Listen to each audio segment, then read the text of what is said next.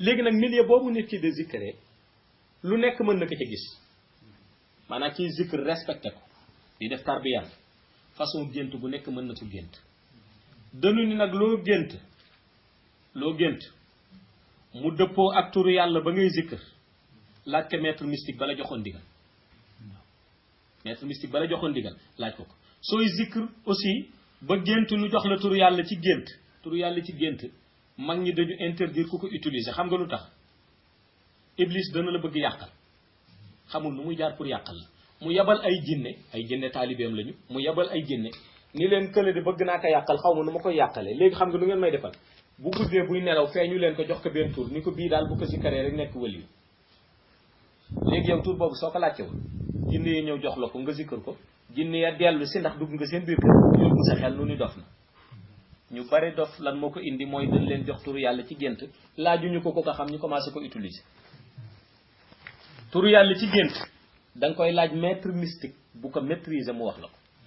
soo géntee turu yàlla laaj ko ku xam turu yàlla ni ko gént nga tur nàngam ak lim ba ñu la ca wax mu xool ndax loo war a jàng la wala loo warul jàng la wala ndax am na araf bu ci damm wala araf bu ci dammul mu tegtal la ba wan la yoon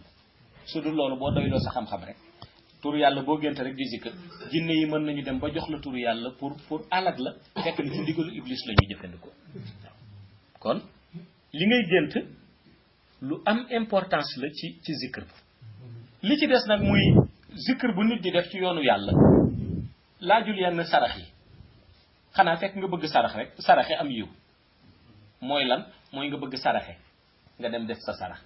sarax nag mooy lan mooy li yonent bi waxoon sa loxo càmmoñ sax bu ko bañee yëg moo gën waaw mooy jël dara sarax waaw waaye nag zikr ba yàgg jëndi nag rey loolu xëy na am na leneen looy wut dama gént béy bu ñuul dem jël béy bu ñuul rey loolu am na leen looy wut dama gént deret ji ñu sotti ko fii loolu ay xërëm la am na leneen loo xam ni soo koy def da nga koy def selon ni lii ci yàlla la ci boo seetloo sax ñii di jëfandikoo wàllu jinne ñoom rek ngay gis ñuy jël ay deret ak di sol ci kopp ak deret boobu lu mu dugg xëram rax na ci béjjën lu mu dugg xëram rax na ci pettaaw lu mu dugg xëram na ci waaw kooku kay ndax diw day xëram jaru ngay laaj gisal pettaaw gisal béjjën gisal deret xamal ni xëram tànku ganaar ga la yeewu ci ndiggam xëram la beeg ba la téye ci loxoom di zikr loolu jinne lay woowul yàlla kay ku koy woo yooyu da nga koy sore woo ko ci turam ci sellati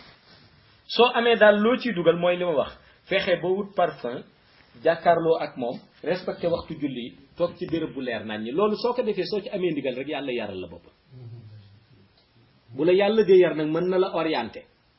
par exemple comme li ma wax léegi nit mën nay zikr ba yàgg beneen tur ñu wan ko beneen tur ci biir du question tur bu ñu la wan rek iblis la déedéet mën nañ la wan tur fekk yàllaa lay orienté tur ba mu la wan léegi yow mën nga ko jëfandikoo te nan nga koy jëfandikoo maanaam tur boobu moo ëpp doole bi ñu la jox waaye loolu boo gisul ku la ci doy maanaam xam nga léeg-léeg ñu wan la tur yàlla te gisoo ku la tane léeg-léeg ngay zikr ba yàgg tarbiya ñu wan la tur yàlla te gisoo ku la tane kooku laaj fekk xëy na yow yaa tane sa dëkk ba wala ñi nga xalaatoon ni ñoo la ca tane dem nga ba yëg ni ndek yaa leen tane léegi xam nga ko kookoy la te fekk tur ba waroo ko bàyyi noonu kooku Mawlaay Cheikh Ahmad Tijaani dafa ni soo tolloo foofu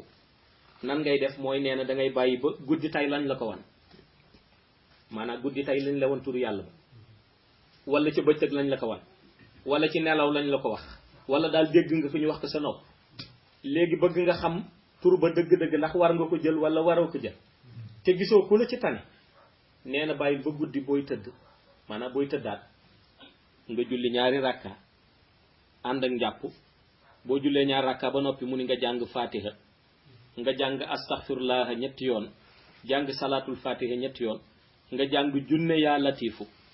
nga def ko junne yoon jàng 66 yaa allah soo ko jàngee ba noppi cheikh nee na nga ñaan yàlla nga ni ko tur bii dañu wanoon ma démb wala tur bii ñu waxoon ma sama nopp ci bëccëg dama bëgg xam ndax mën naa ko utiliser wala mënuma ko utiliser ak su ma koy utiliser nu ma koy defee ak lu may jëriñ su dee daf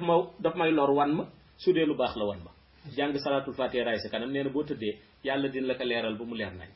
waaw benn dina yabal kenn ci gént nga dajeeg moom laaj ko mu explique la ko wala mu yabal benn nitu yàlla ci gént mu feeñu la wax la tur bii de nangam ak nangam waaye guddi googu daal dina la wan nit daal expliquer la ca tur boobu ba nga am ca lu la doy